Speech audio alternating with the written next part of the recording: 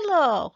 So I thought I'd go over this redox reaction a little bit to make it a little more clear, even for what I had to quickly think about on it.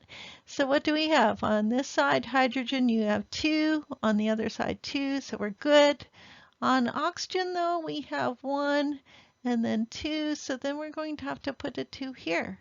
Now, if we put a 2 here, we have 4 hydrogens, so then we need to put a 2 here as well.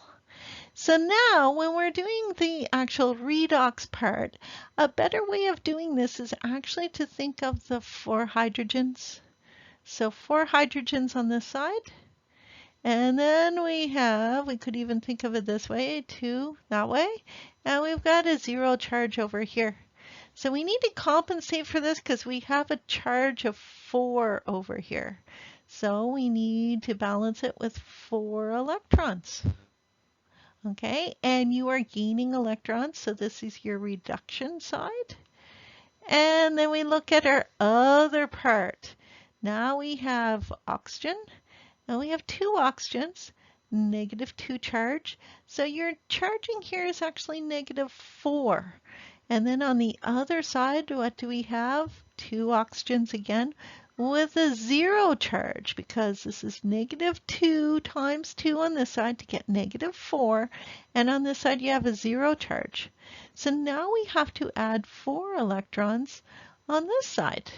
So if we add this all up, what do we have? 4 hydrogens plus 2 oxygens will lead to 2 hydrogens plus oxygen. Okay, and when we add this up, we also see that the 4 electrons going into this 1/2 equation, half reaction, is equal to the 4 electrons leaving. And Leo, loss of electrons, this is oxidation. I should have mentioned this earlier. So here are your 2 half reactions. When you add them up, you get the full reaction. And this kind of makes sense here. Combining it, what do you get? You get 2 waters, right?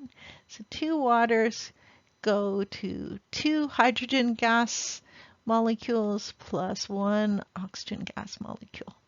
Okay, so that is how you do it, and that's how all the balancing works. I was just not really thinking, I was just keeping it down to the narrow each element as opposed to accounting for it just a little better. So hopefully that helps you to understand how to do redox. Like I say, you're going to see it a few other times, and you would do probably about a week of this in school. So I don't expect you to grasp it all in 1 hour that we do, and we only did a portion